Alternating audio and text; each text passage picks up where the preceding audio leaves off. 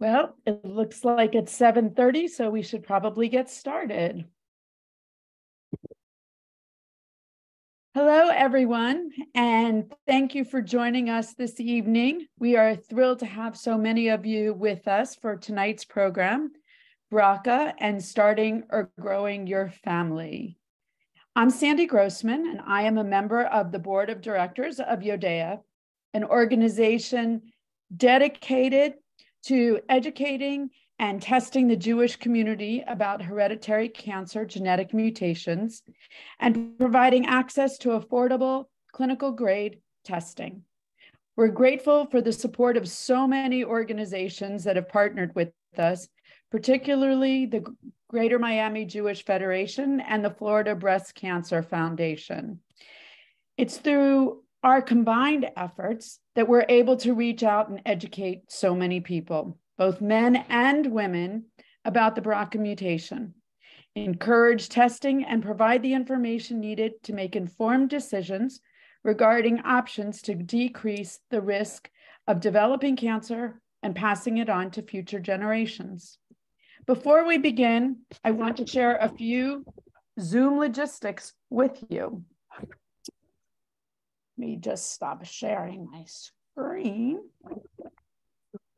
Yep. So tonight's program is presented in webinar format and is being recorded. Attendees will be muted throughout the presentation. However, we want to make sure that we address your questions. So during the program, you'll be able to submit your questions by pressing the Q&A button at the bottom of the screen. And we will get to as many of those as possible at the end of the program. Also, please keep in mind that Yodeah is not providing medical or insurance advice.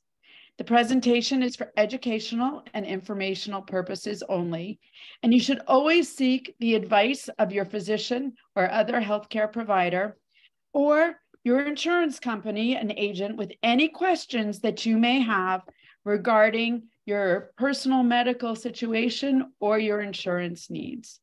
Remember, genetic testing is not a substitute for meeting with your healthcare provider, having personal conversations, and screening and doing appropriate follow-ups. The same holds true regarding your insurance, which we're going to talk about a little bit later. So now that we've gotten those kinds of things, the important housekeeping rules out of the way, I want to start by introducing you to our panelists tonight. Dr. Liz Etkin-Kramer is the founder of Yodeah. She is a board-certified gynecologist practicing on Miami Beach for more than 25 years. She's also an assistant professor of OBGYN at FIU's Herbert Wertheim College of Medicine and is very active in the American College of Obstetrics and Gynecology. Additionally, Dr. Etkin-Kramer has been appointed to the American College of Obstetrics and Gynecology Presidential Task Force on Knowledge Gaps in Breast and Ovarian Cancer Risk Assessment Management, including genetic testing. Dr. Vanessa Weitzman has been a partner at IVF Florida Reproductive Associates since 2008. And before that was lab director at IVF Florida Reproductive Associates. She's an assistant professor of OBGYN at FIU's Herbert Wertheim College of Medicine as well, and is also an assistant professor of OBGYN at FAU's Schmidt College of Medicine. Jerry and Paul Reamer will be sharing their journey from finding out that Paul was BRCA positive to deciding to pursue IVF and now enjoying spending time with their beautiful 2-month-old baby girl, Lily. Morgan and Brian Weinblatt will talk about how they found out that Morgan was BRCA positive and the steps she's taken to protect her own health and that of their future family. So with that, it is my pleasure to turn it over to Dr. Etkin-Kramer. Thanks, Sandy. Thank you to everybody for attending, and I'm really, really thrilled to be here. And thanks to Morgan and Brian and Paul and Jerry, even though Paul is you're the only name there, but that's okay. I know it's both of you. Dr. Vanessa Weitzman, a friend of mine and a colleague who I've known for many years. I'm going to try is the operative word sometimes with computers. I'm going to talk a little bit about the background here. Okay. And so I want to talk first about hereditary cancer. Hereditary cancer, this is what we're trying to prevent. It's cancer that's associated with a genetic predisposition to the development of cancer because of a specific named mutation on a specific gene. It's inherited in an autosomal dominant fashion, which means if I have that genetic mutation, that my children, both boys and girls, have a 50% chance of having the same genetic mutation. BRCA is one of the many examples of a hereditary cancer. And there are a lot of people that are well known who have these. Angelina Jolie, Matthew Knowles, who's Beyonce Knowles' dad. Chris Everett found out that she carries a BRCA genetic mutation. And one of my favorite people, the late, great Gilda Radner had a BRCA mutation, although she didn't know because they didn't know about it at the time that she was diagnosed. So when we talk about hereditary breast and ovarian cancer, I want to stress, first of all, most cancers are sporadic, meaning it's due to an environmental issue, it's due to exposure to toxins, or we don't even know why someone develops a certain cancer. That being said, up to 20% of breast cancers and 25% of ovarian cancers are related to a gene that you can be tested for. So in breast cancer, 14% are related to a gene, of which BRCA is the most common. And ovarian cancer, 25%, I already said, is related to a gene. And in Ashkenazi Jewish women, 40% are related to BRCA alone. So this is a huge, huge burden that we need to understand and be able to risk assess ourselves, our families, me for my patients, because breasts and ovaries are my organs, and I need to be able to know to be able to take care of these patients.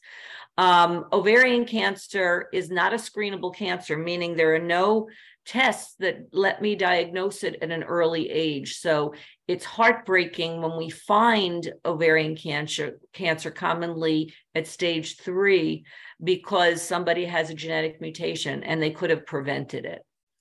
So with hereditary cancers, most men and women have not been identified. It's thought that perhaps 90% of men and women who carry one of these genetic mutations haven't been identified. And the lifetime risk of cancer in these patients is markedly elevated. The cancers often begin at younger ages. And in fact, in BRCA alone, breast cancer can start in the 30s to 40s. And the elevated cancer risks are seen both in men and women. But if we know, we can take measures to prevent cancer, and that's huge. And 50% chance of a child inheriting this genetic mutation with the same increased risk of cancer, we can help prevent it in future generations. And that's going to be the focus of what Dr. Weitzman is going to help us talk about in a bit. And there are specific criteria for who should be tested for these genetic mutations for BRCA, and it's usually based on personal or family history of cancer. For example, if somebody has a personal history of breast cancer at a young age, or a family history, or multiple cancers. And it's not only breast cancer that can increase the risk of a BRCA mutation, which in turn increases the risk of breast and ovarian cancer. But for example, if my father had a high-risk prostate cancer or pancreatic cancer or ovarian cancer, it would be indicated to test me. But again, some criteria is based on ancestry alone, and that's Yodeah. That's what we started because 1 in 40 Ashkenazi Jews, sorry, I pushed too many buttons.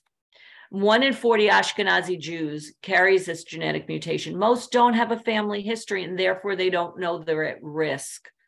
They have not been identified, and the risk of cancer in these individuals it can still be markedly elevated, even if there's no family history. And it's guideline to test if there's only one of 4 Ashkenazi Jewish grandparents.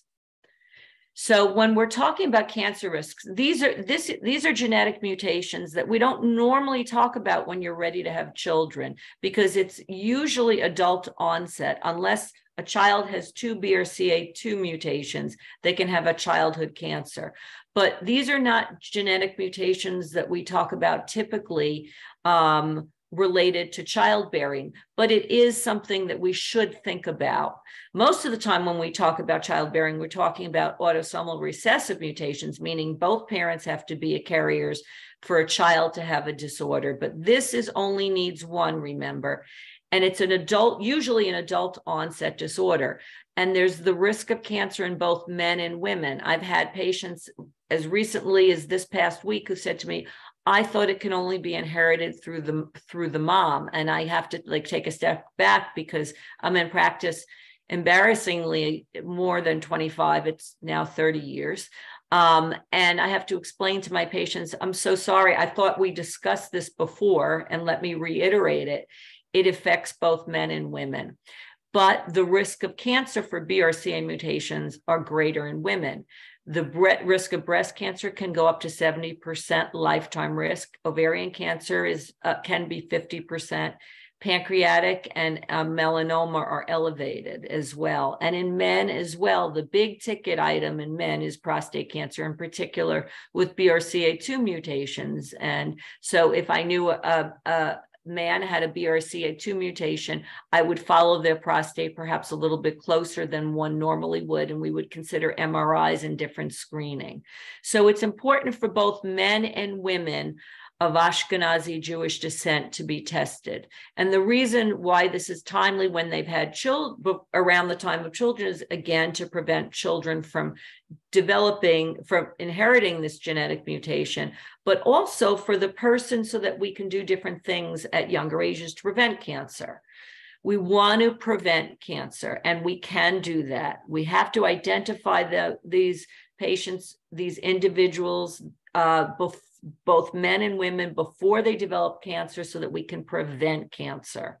Ideally by age 30, and if we know we can screen other family members, and again, for pre-pregnancy planning.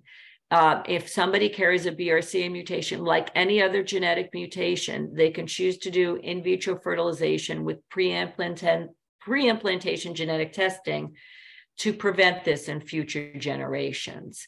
That is not something that everyone chooses to do, but it's an option.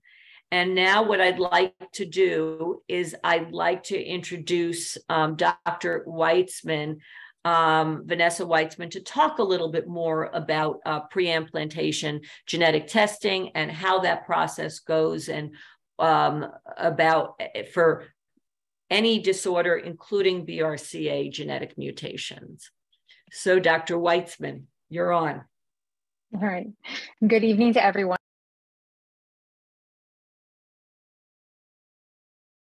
You're muted. I've been unmuted. Well, good evening to everyone. I'm Dr. Vanessa Weitzman. I'm a reproductive endocrinologist and fertility specialist, like Dr. Eichen-Kramer said. I have been in practice for over 15 years at IVF Florida. And I want to talk a little bit about some of what we do and what we can do to hopefully prevent these cancers that we're talking about.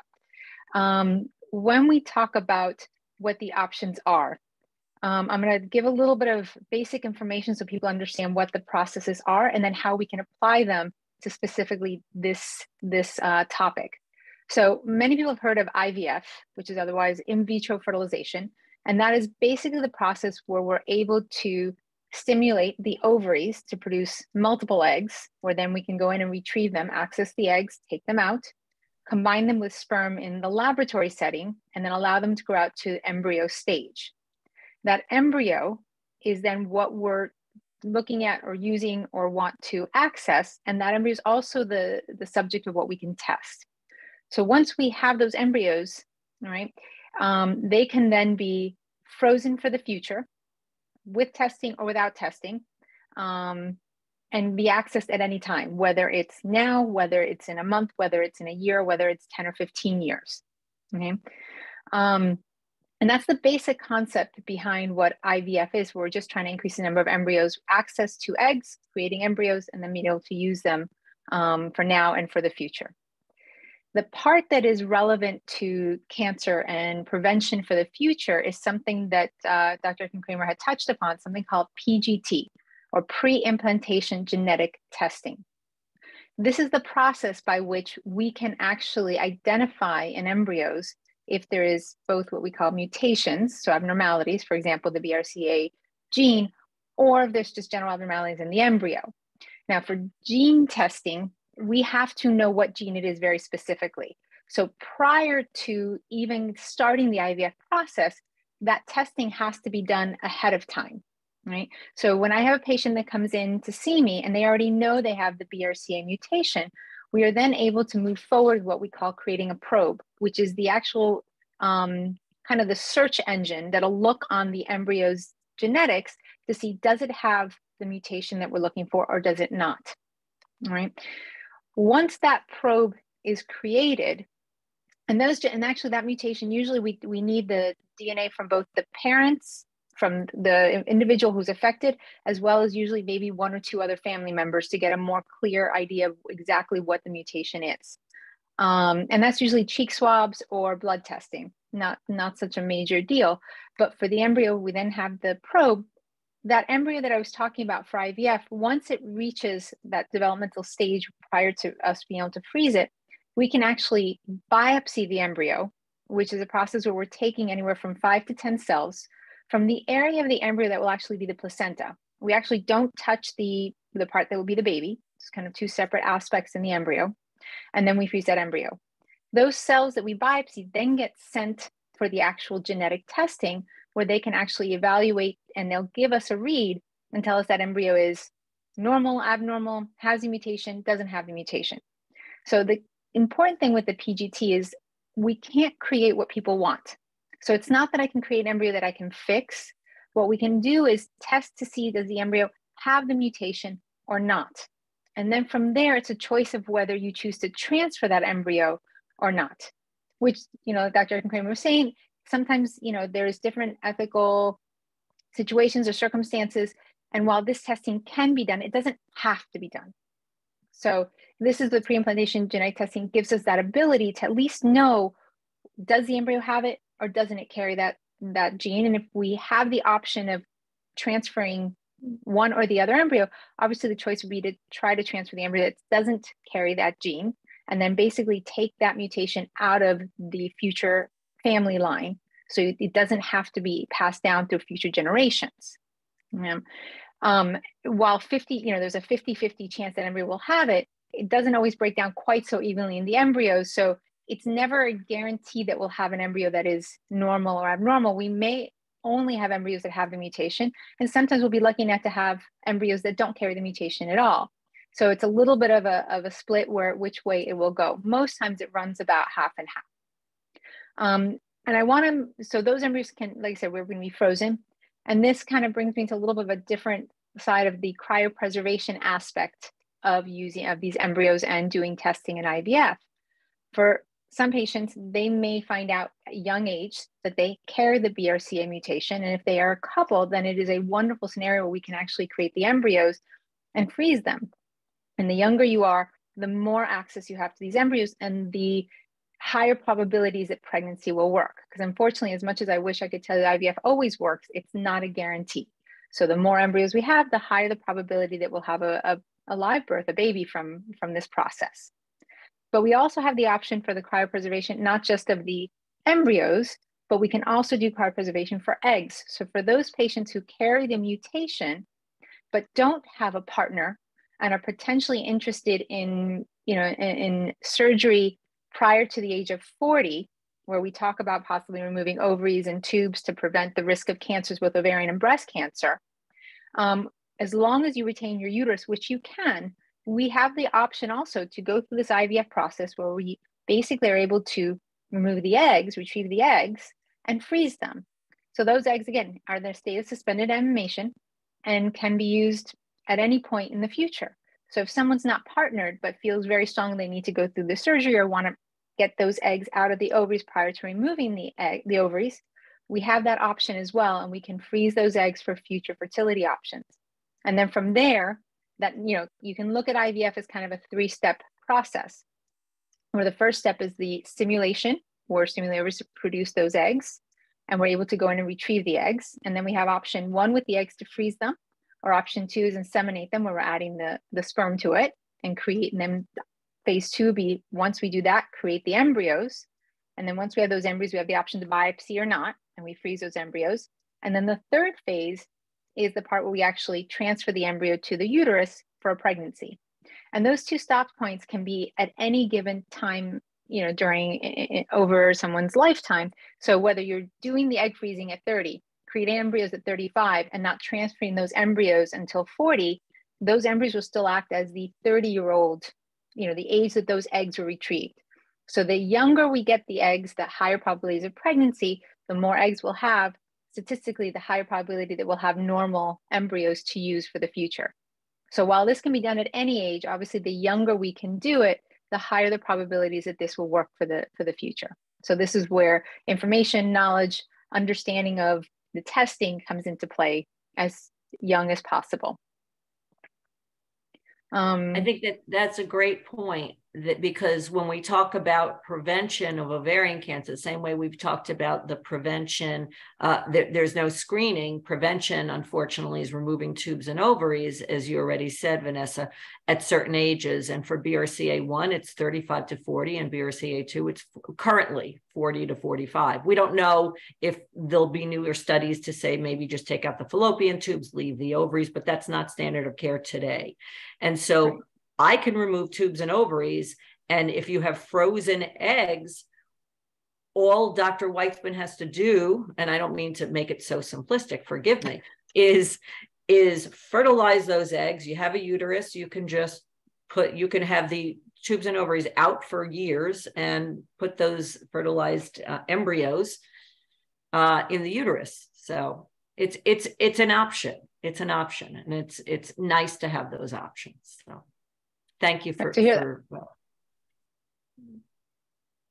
Thank you, Dr. Weitzman. One of the comments that we hear frequently with respect to IVF is that it's an incredibly expensive proposition and road to go down.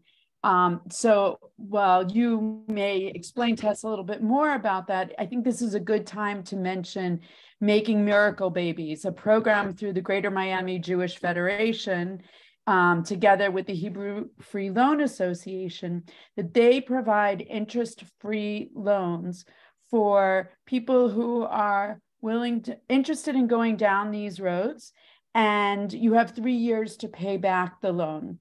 So it's a wonderful program, and we encourage people who are thinking about becoming pregnant. I think the program is geared towards first-time parents, that should you wish to seek help in this process from a financial perspective, reaching out to Miracle Babies through the Greater Miami Jewish Federation is a wonderful opportunity for people. So having done that little commercial for the Federation, and making sure people are aware, because I don't think most people know, I do want to introduce you to Morgan and Brian Weinblatt, who are going to share the story of how they found out about BRCA being in their family and their journey. So Morgan and Brian. Thank you, Sandy. So good evening, everyone. We're very glad to be here. We first learned that I was BRCA positive right before our wedding in March of 2020, right before the pandemic and before all of our worlds changed. And at that time, it was very difficult news, but we were very much of the mindset that we wanted to understand options so that we could have the best health outcomes. And Dr. Kramer was incredible at sharing those options with us.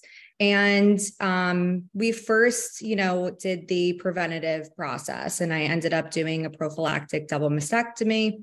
That was something that we knew that we wanted to go through with.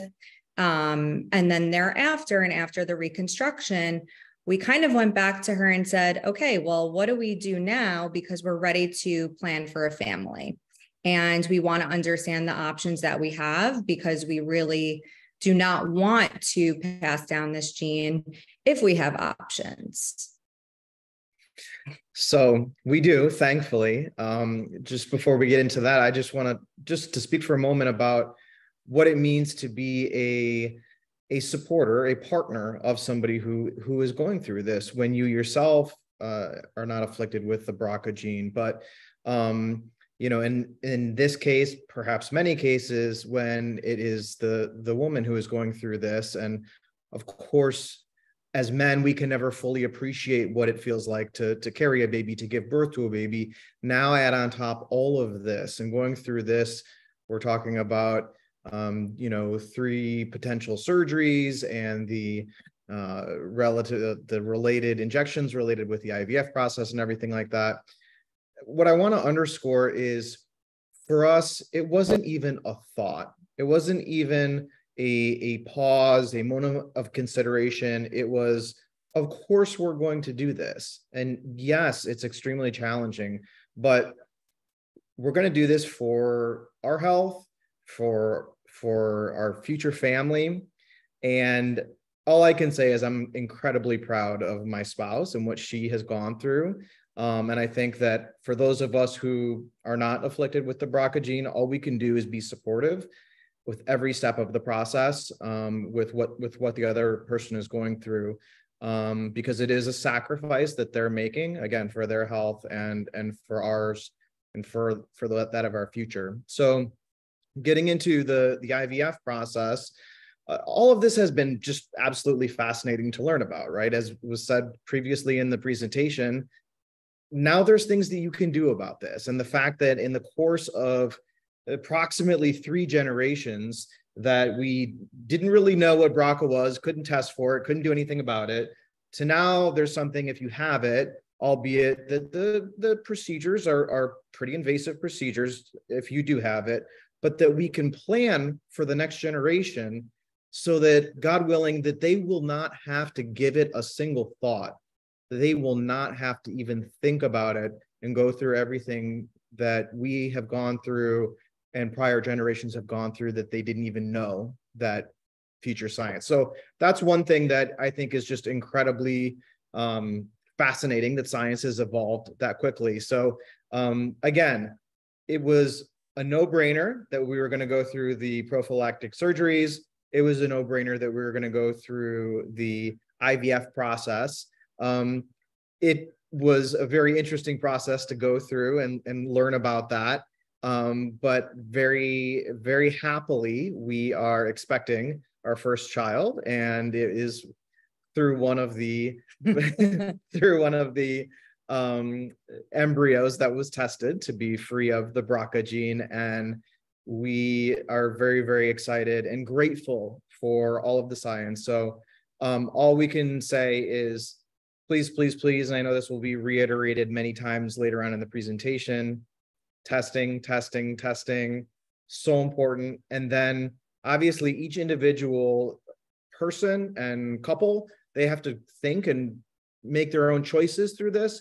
But for us, it wasn't even a pause or a moment of consideration. It was just, of course, these are the things that we are going to do to maximize benefits for our health and that of our growing family. And just a disclaimer, we're not selling anyone on anything, but for those that are on the webinar, you have options. And just to know that you have options is a really satisfying and comforting feeling. And we're happy to talk to anyone that has questions or is thinking about going through this process. We are open books, we've lived it, but we are not selling anyone. You just have an option. Morgan and Brian, we are so excited for you. We're thrilled with your news, and thrilled that you shared that exciting news with everyone. I want to take you back for 1 second, though. Morgan, tell us how you found out that you were BRCA, that BRCA was in your family, because I think just as important as knowing that you're BRCA positive is sharing the information. And I think it's a wonderful story how it all came about. I'll give the microwaved version, as I like to call it. So my father is actually the one who has the BRCA gene, although my mother did have breast cancer and she does not have the BRCA gene. I think they're on. Hi, mom and dad. And my father actually found out from a first cousin through Facebook, that they were all testing on their side of the family and that he should get tested. They found out that they were BRCA positive. He tested, he found out he was positive. He shared the news with my mom, my sister, and myself. We all got tested, and myself and my sister, we both are BRCA positive.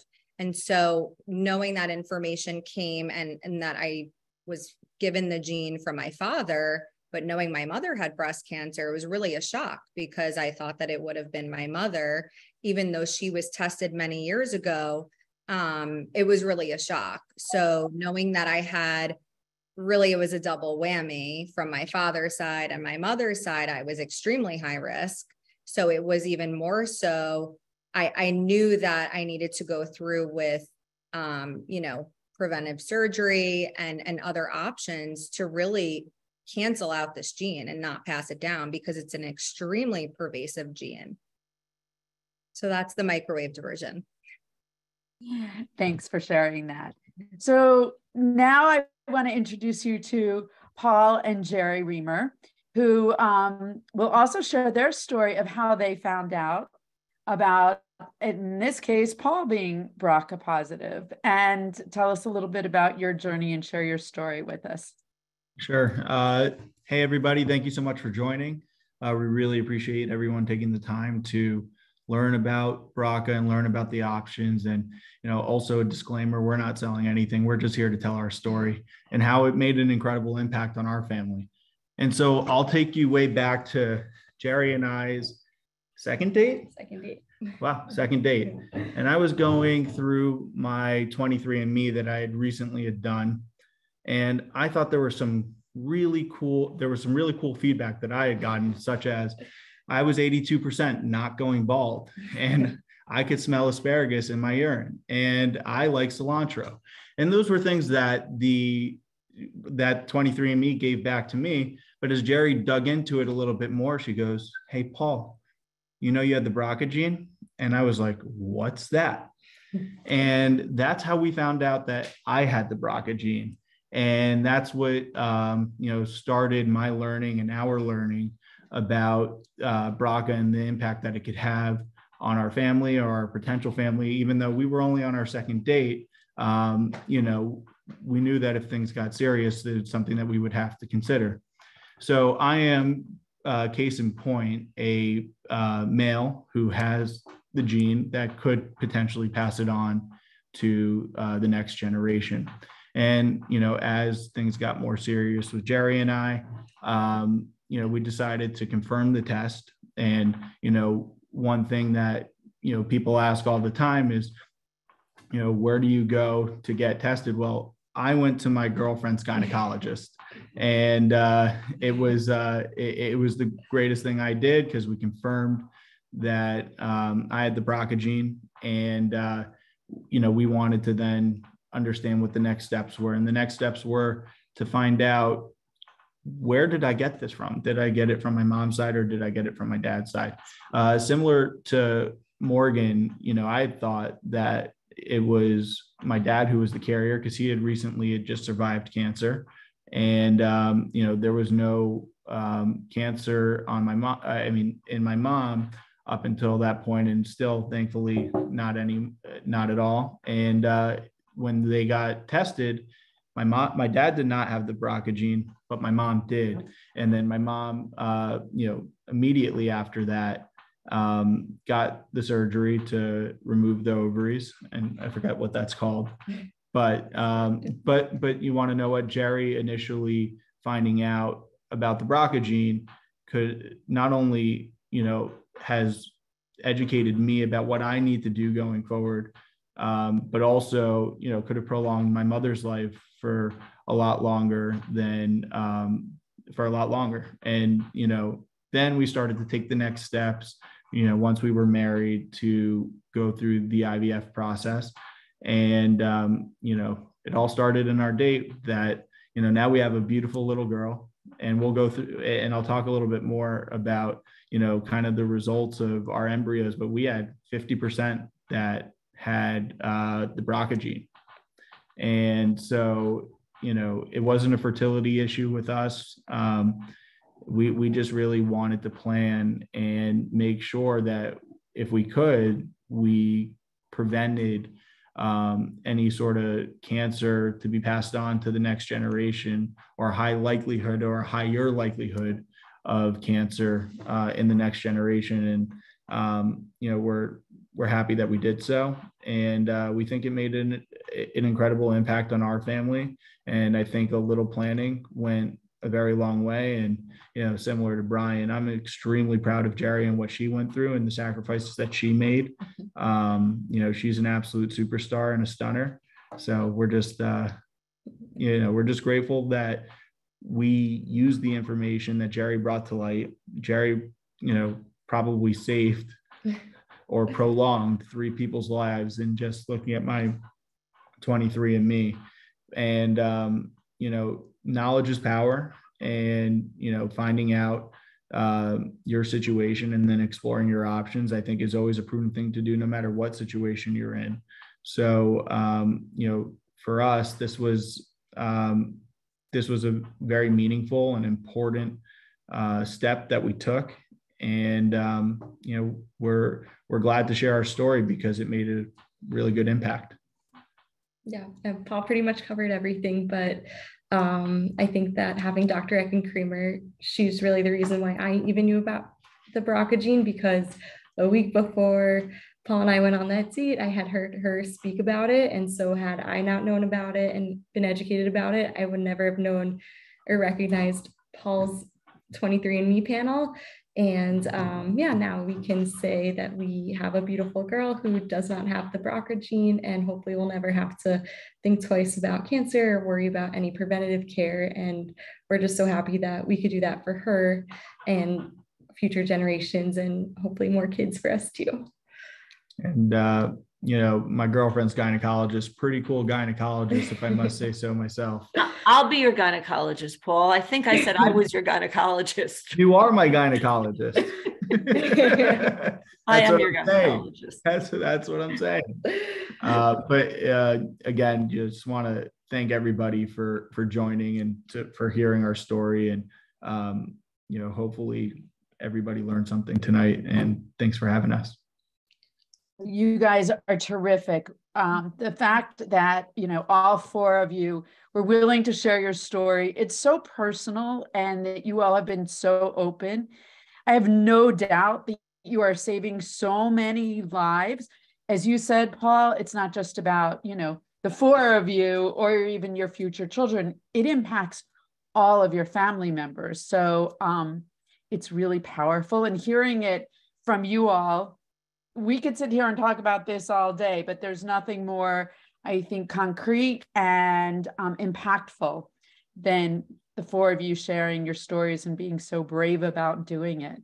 So where do we go from here? That's the question. And a couple of things.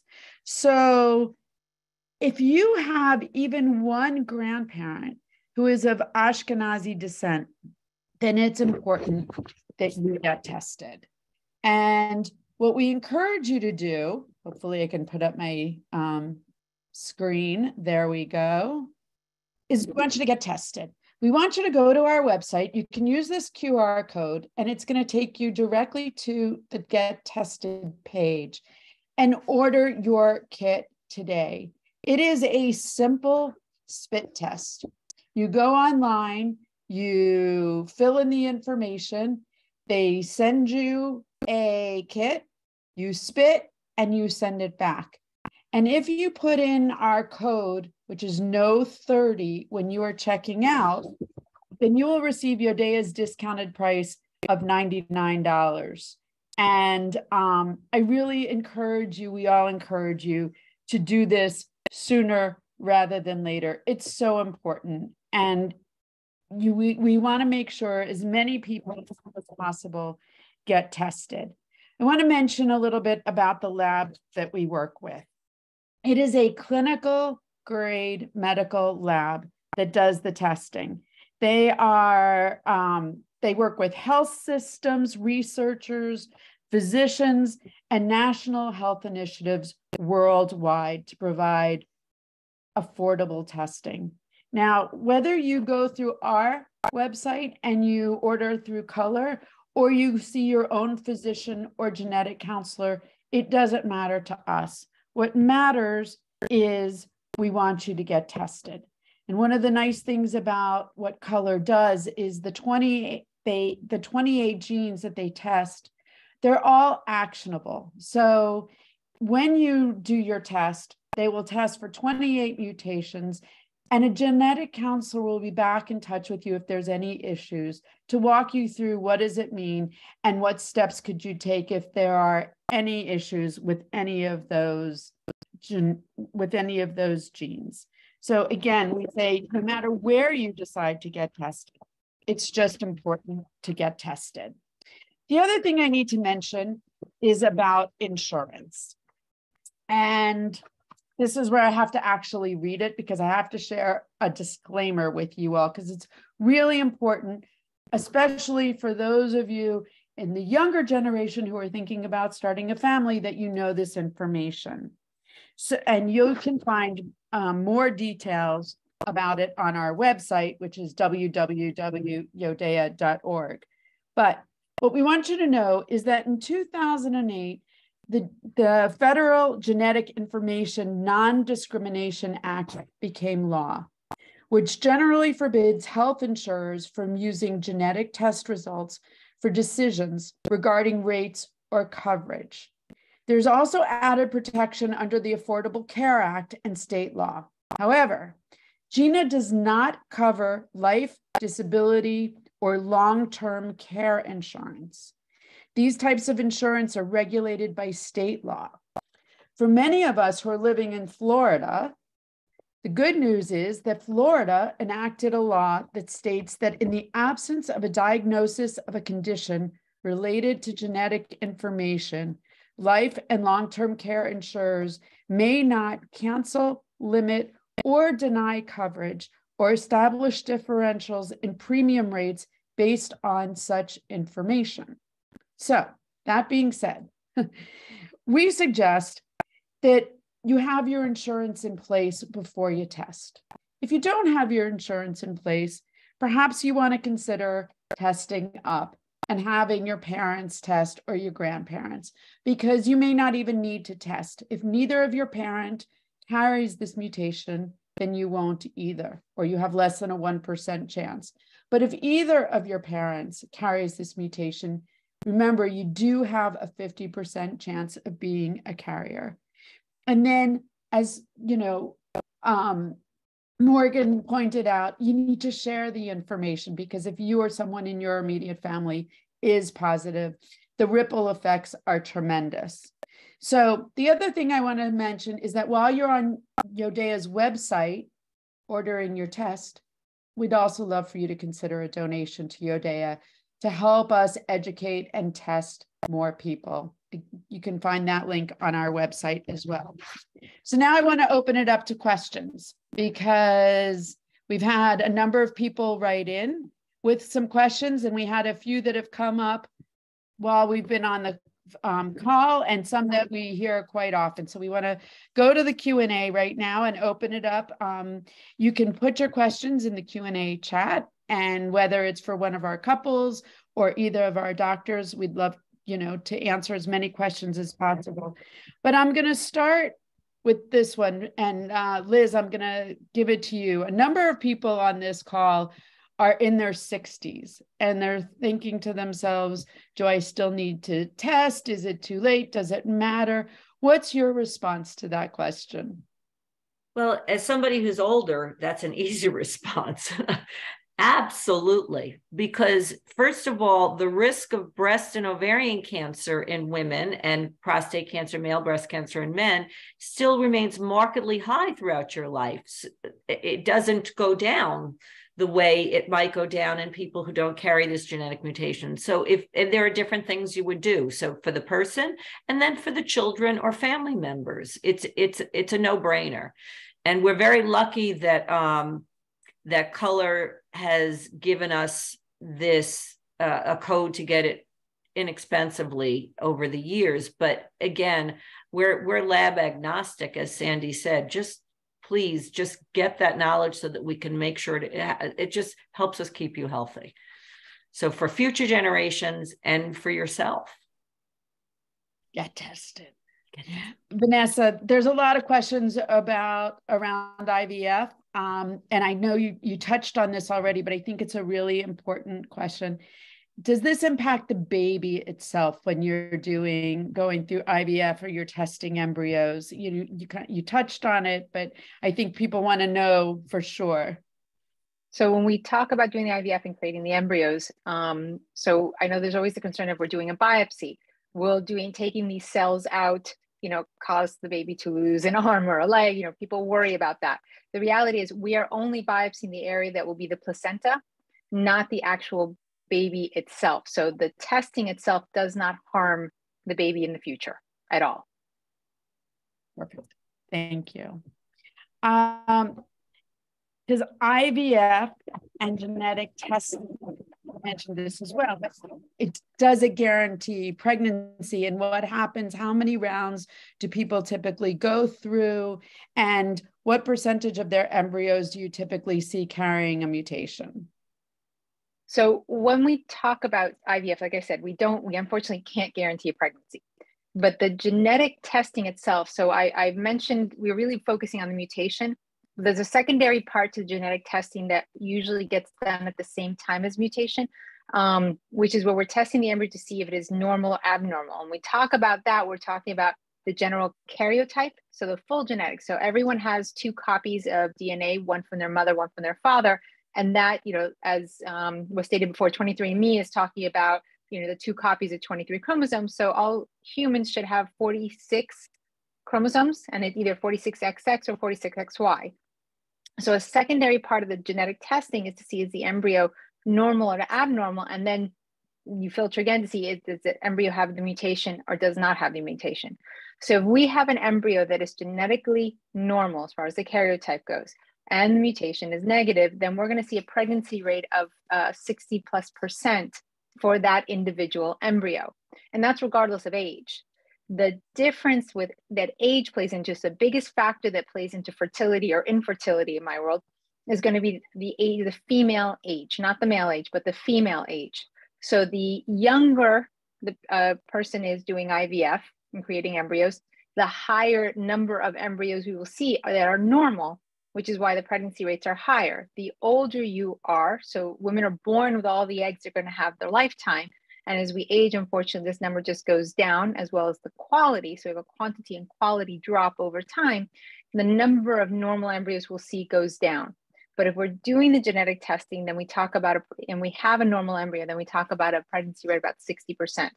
Now, how many cycles it'll take to get to that point, that's really going to be age dependent. So obviously the younger you are, the closer to, under 35 you are.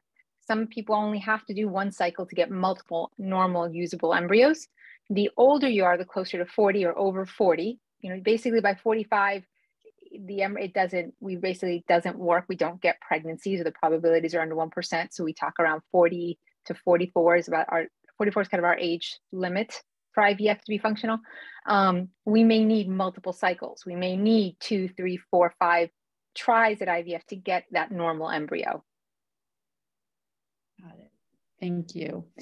Somebody wrote in and asked, Paul, this was, I think, in response to the fact that you did the 23andMe test. And somebody wants to know if that's a good way to go about getting the test, or do you recommend other ways?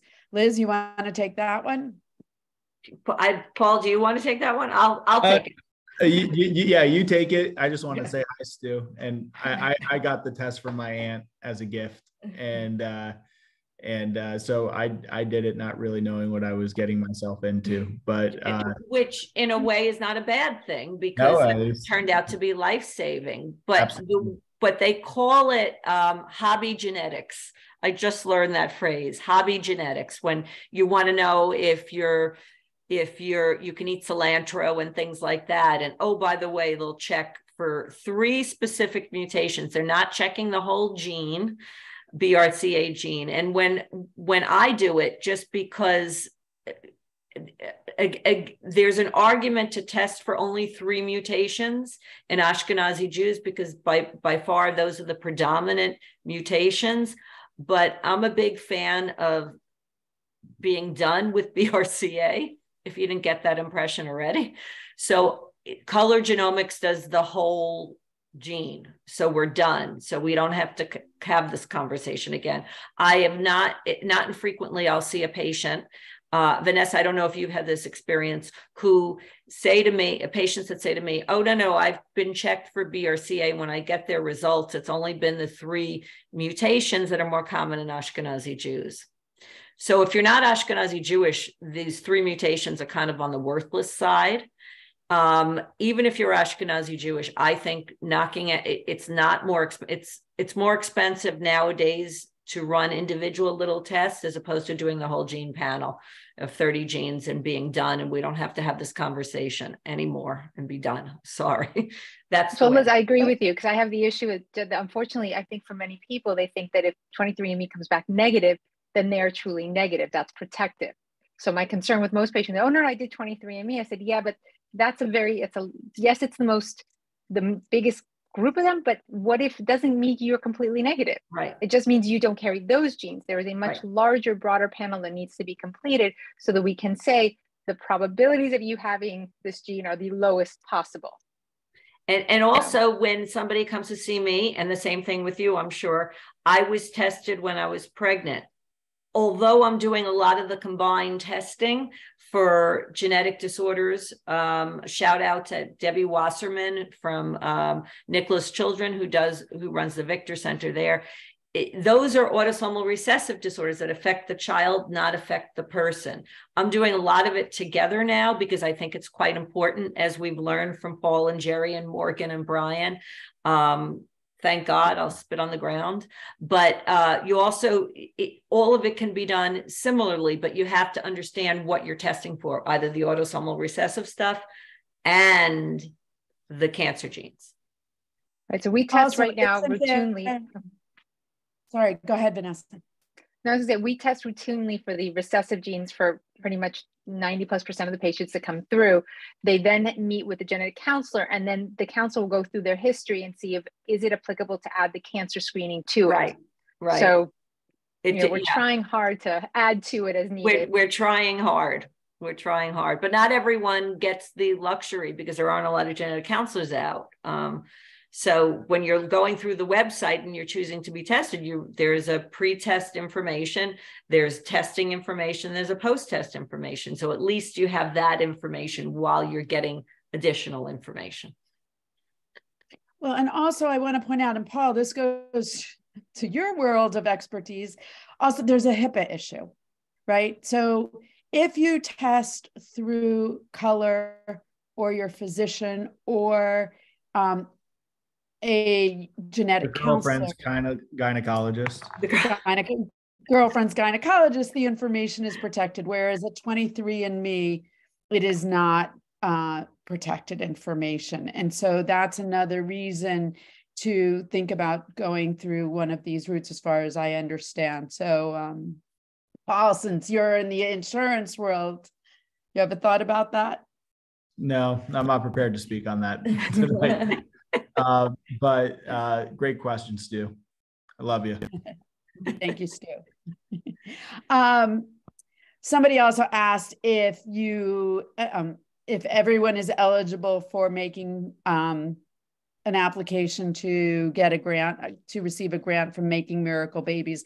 And I should have pointed out that is for Miami-Dade County residents. You may want to check, for those of you who live outside of Miami, you may want to check with your own federations to see if they have such a grant available. One other question.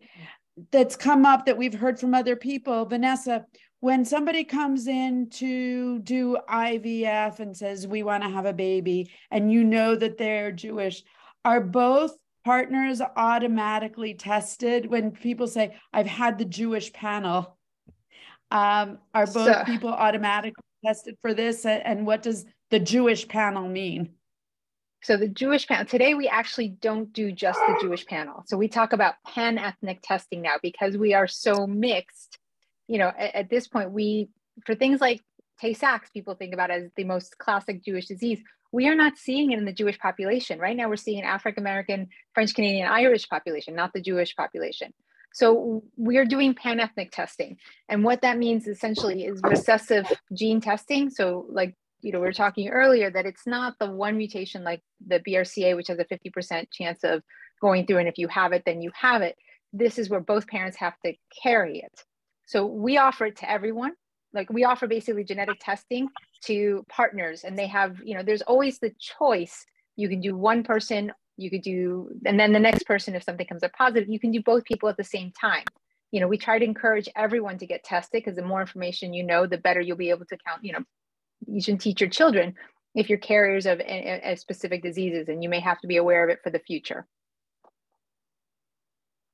Thank you. So, Liz, when somebody goes through our website and orders a color test, the question is, do the results come to you, or how does that work? Great question. Again, because of what you said with HIPAA laws, we don't get results. We're happy to review people's results. I can be, as Paul said, I can be a gynecologist to a lot of people, not just my patients, and as we've done before, but we don't get the results. It goes directly to the patient. So if I have a patient that I see in my office and they get tested through the website, and this has happened before, I have to find those results, and I have to get permission and signatures, or the patient has to send them to me. Because I always like to keep it in the chart. So yeah, the patient gets the results. Sorry, I've got a barking dog. I don't know if you could hear that in the background. The patient gets the results, and they get to speak to a genetic counselor, because you can, again, talking about cancer. Everybody, as we get older, has risks of cancer. We're talking about individual risks, a personalized risk. So if someone doesn't carry a BRCA genetic mutation, but they have a family history of cancer, we would manage them differently, perhaps. So there are different conversations to have once the results are in. And that's a conversation, a medical conversation. Great. So before we wrap up, is there anything anybody wants to add? Anything we missed? So I think there are some, okay. Oh, it was Stewie Kaplan. I didn't know you knew. Hi, Stu. No, I think we got the questions. Yeah. A couple of final thoughts before we wrap up. You know, the Tay-Sachs has come up a number of times during this conversation. Imagine if we started talking about BRCA when our kids were young and made it part of the Jewish conversation. That is our goal, because we all know about Tay-Sachs, and through our combined efforts as a Jewish community and a medical community, we've been able to pretty much eradicate Tay-Sachs in our community. Our hope from Yodeah is to be able to do the same thing with BRCA. And we can only do that through programs like this, through conversations that you all are having, by encouraging your family members to become educated, to become aware. When you're sitting around your Passover table in a week and a half, to bring this up, you know, we put together a little thing that Passover and the 4 questions are not just for Passover anymore, and they are for your doctor, for your family members, so that we can have these conversations anytime we are together and do our part to eradicate this BRCA mutation. So we'd really like to thank you for joining our program tonight. We hope that you will go onto our website. I'm trying to get my screen back so I can take you back to that slide so you know where to find. I'm going to post the QR code. Please go online, order your test today. Remember, knowledge is power and knowledge saves lives. We want to thank the two physicians, Liz and Vanessa, for joining us tonight, and our two couples. You all have been wonderful. It's not easy to share your stories, but I have no doubt that you've had a huge impact and that a lot of people will be touched by your experience. I also want to remind people, this is a personal choice, and IVF may not be the right answer for everyone. And so we want to encourage you to have those conversations and make the decisions that are right for you and your family. There is clearly not any one right answer. So however we can help facilitate those conversations, or as Liz so graciously offered, if you have questions, please feel free to reach out to us. We are available, and just want to thank you all for spending your time with us this evening. So have a great night. Good night. Good night.